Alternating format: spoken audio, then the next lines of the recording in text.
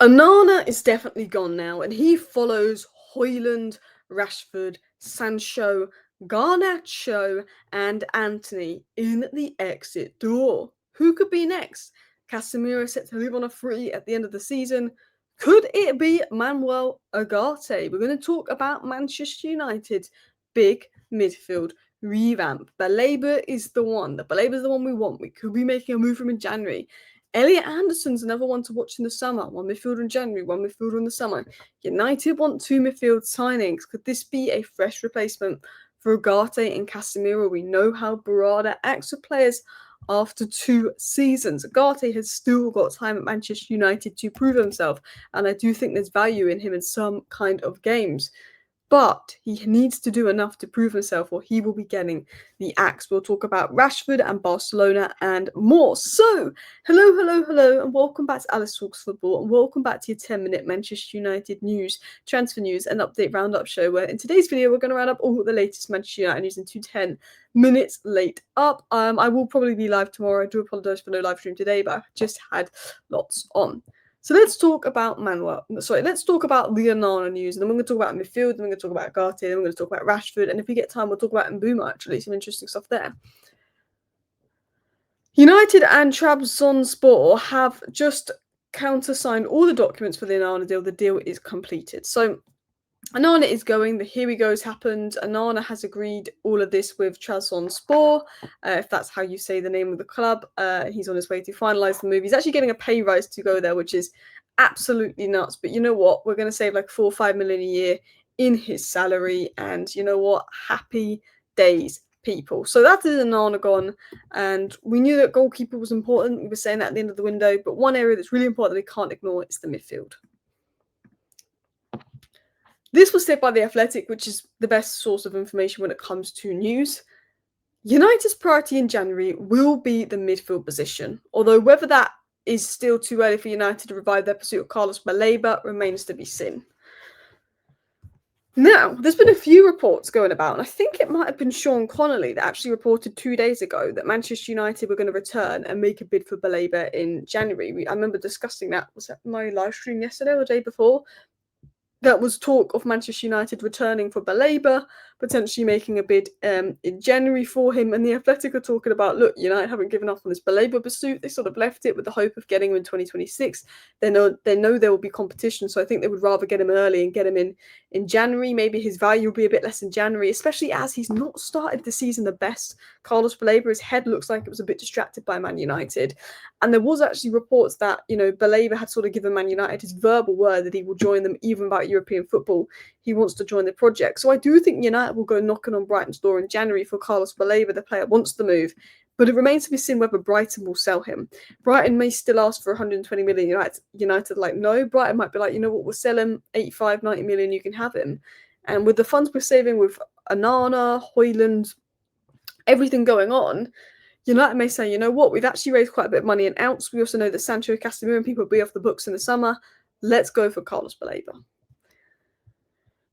This was also said by Romano that United have maintained the idea of adding one more player in January, but it may be based off opportunities. What is good is I feel like so many years in the past, we've just ruled out the January transfer window. Under the Glazers, in the past, we would do all our business in the summer, and it was almost like we'd go into the January window knowing United wouldn't do anything unless they had to and there was an injury.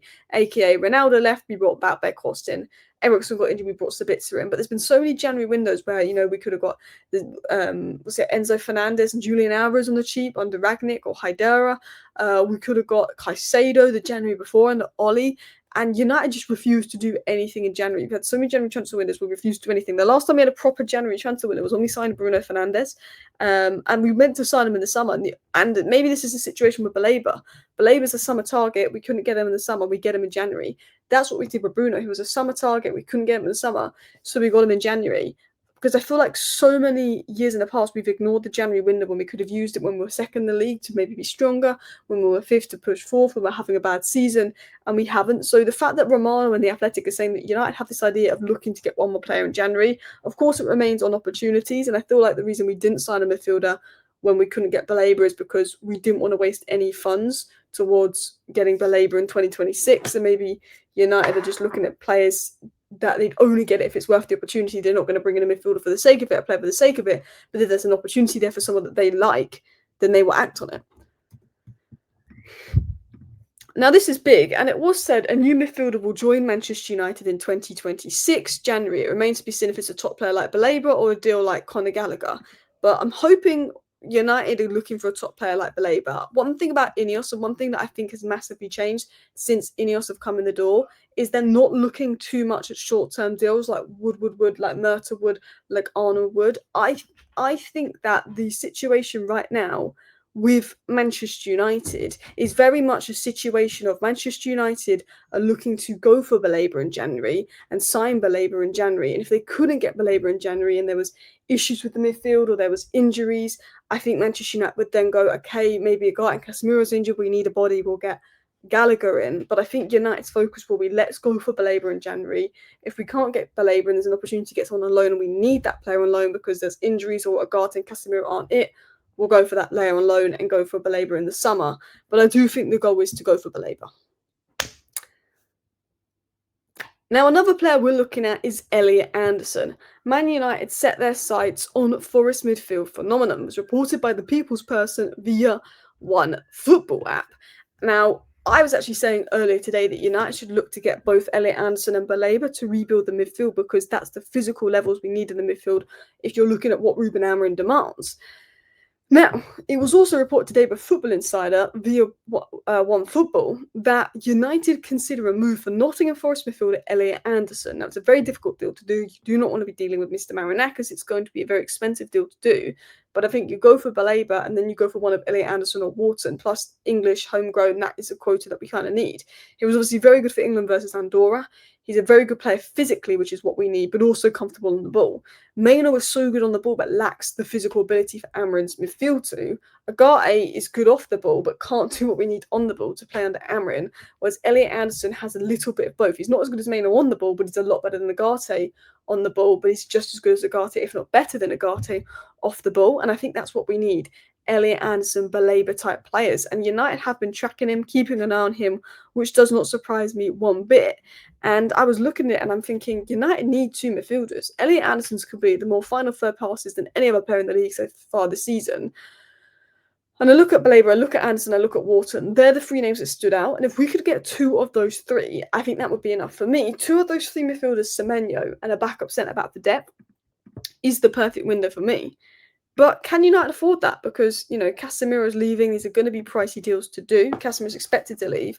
I think they could, because Casemiro's contract runs out and will likely leave. There's always a chance Bruno will leave, and we can still probably get 50, 60 million for him from Saudi. The plan is to keep Maino and make it work. Ineos rate Maino really highly, and Ugarte's at risk. We saw with Højlund and Onana, they get given a second season. If they don't do enough in the second season, they're up for sale. This is Ugarte's second season. I would love Ugarte to go and make it work and start performing and playing really well for United because I want it to work with Ugarte, but he is at risk and that is a fact. Ugarte at risk due to Brada's 2 seasons were out.